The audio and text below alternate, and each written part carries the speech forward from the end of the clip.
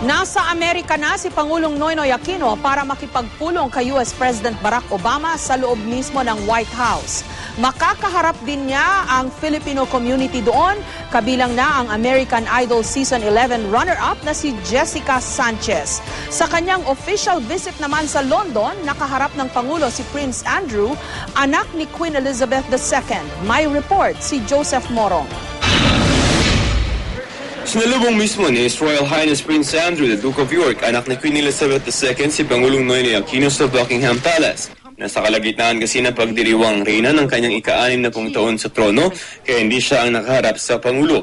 Pagkatapos ng konting kumustahan, dumiretso sa Billiards Hall ng Buckingham Palace si Pangulong Aquino at si Prince Andrew. Tinanong ni Prince Andrew kung saan papupunta ang Pangulo pagkatapos ng kanyang official visit dito sa London at sabi ng Pangulo ay sa Amerika. Dagdag pa ng Pangulo, gusto raw niya makabalik agad sa Pilipinas bago ang Independence Day natin sa June 12. Kasama ng Pangulo ang ilang miyembro ng gabinete. Bago tumulak ang Pangulo sa Amerika Miyerkules ng hapon dito, nakipagpulong muna siya kay British Prime Minister David Cameron sa official residence ni Cameron sa 10 Downing Street, ang katumbas ng Malacanang Palace. Ang pulong sa pagitan ni Pangulong Noynoy Aquino ni British Prime Minister David Cameron ay pagpapakita ng simbolikong pagpapaiting ng ugnayan sa pagitan ng Pilipinas at ang Britanya. Inimitahan ni Pangulong Aquino si British Prime Minister Cameron na bumisita sa Pilipinas. Sa briefing sa media bago siya umalis papuntang Amerika, sinabi ng Pangulo na tinanong ni Cameron ang tensyon sa pagitan ng Pilipinas at China sa West Philippine Sea. I think he was just listening primarily, not too many comments. Pero sabi ni Aquino, hindi naman raw tayo hihingi ng tulong sa Britanya ukol sa issue. The Chinese side would say, don't internationalize the incident. Let's talk about bilaterally. So we've demonstrated goodwill to each other already. Perhaps we can, for the meantime, not drum up international support for our cause.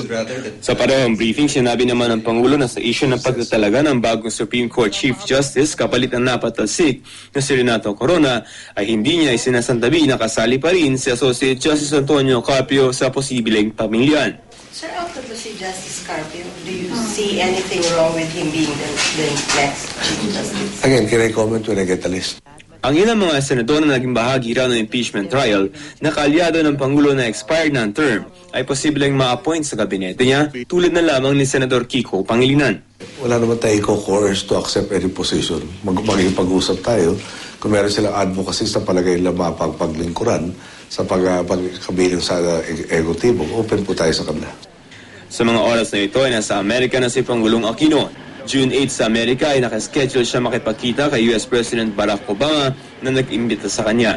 Pagkatapos ng una, makikipagkita rin ng Pangulo kay American Idol runner-up na si Jessica Sanchez kasabay ng pagharap ng Pangulo sa Filipino community sa Amerika. Mula rito sa London, Joseph Morong, GMA News.